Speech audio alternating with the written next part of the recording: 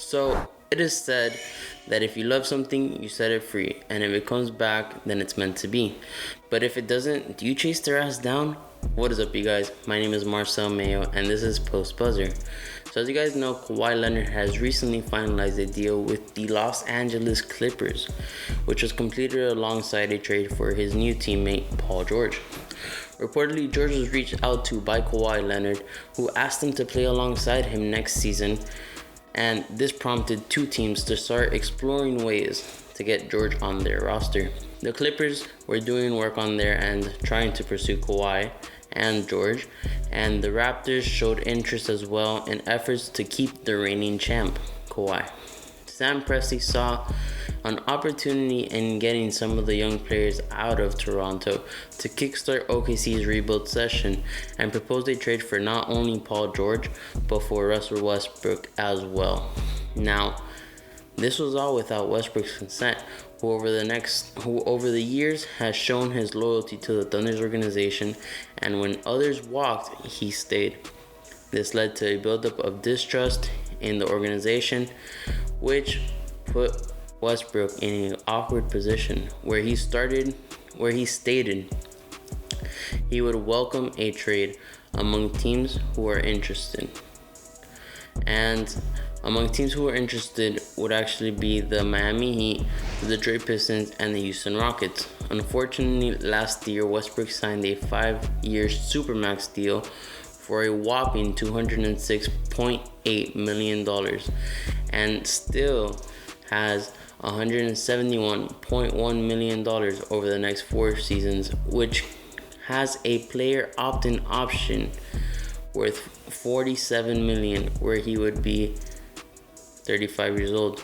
This makes it a little complicated to fit in such a big contract.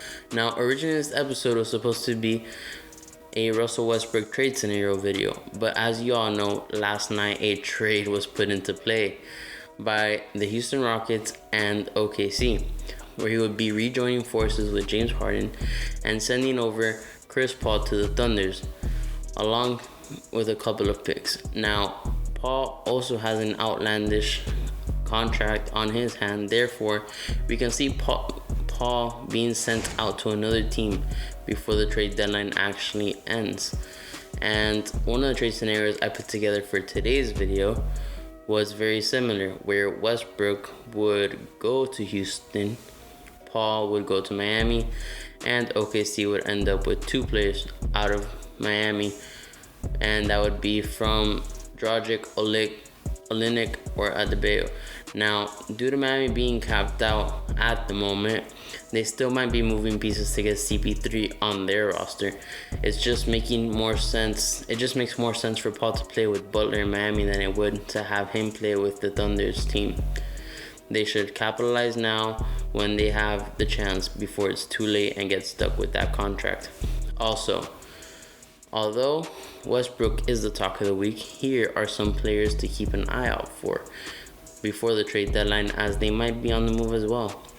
So, John Wall and Bradley Beal would be put into play due to the fact that Tommy Shepard is trying to send out both players as a package deal to create cap space for a rebuild season.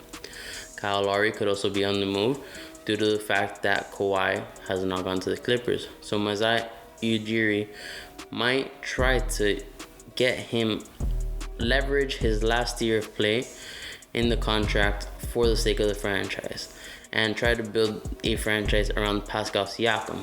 Kevin Love could also be on the move due to the fact that Cleveland has a relatively young team and Love isn't really doing much as a veteran. So looking for an opportunity to swap him out for younger talent who is better suited for the team could be a move. Another one that could be potentially out would be Andre Iguodala after being traded to Memphis with a 1-year contract left.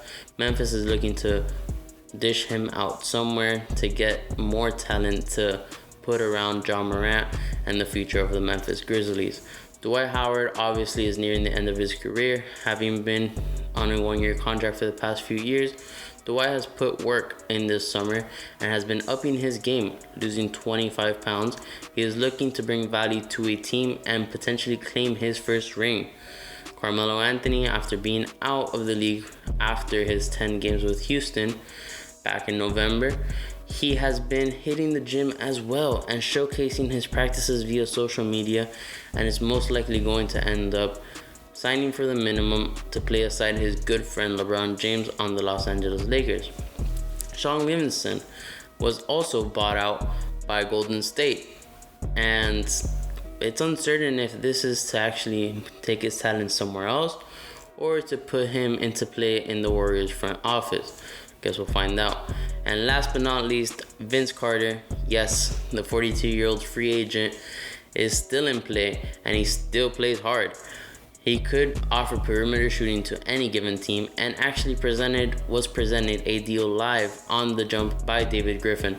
No matter where he ends up, I can assure you he will be an impactful player on and off the court. So with that being said, I want to part ways with you guys for today. Please be sure to comment, like, and subscribe for more news regarding the NBA, and catch Post Buzzer every Monday, Wednesday, and Friday at 9 a.m. If you'd like an audio-only version of this, you can catch us on all podcast streaming services. This is Marcel Mayo signing out. Peace.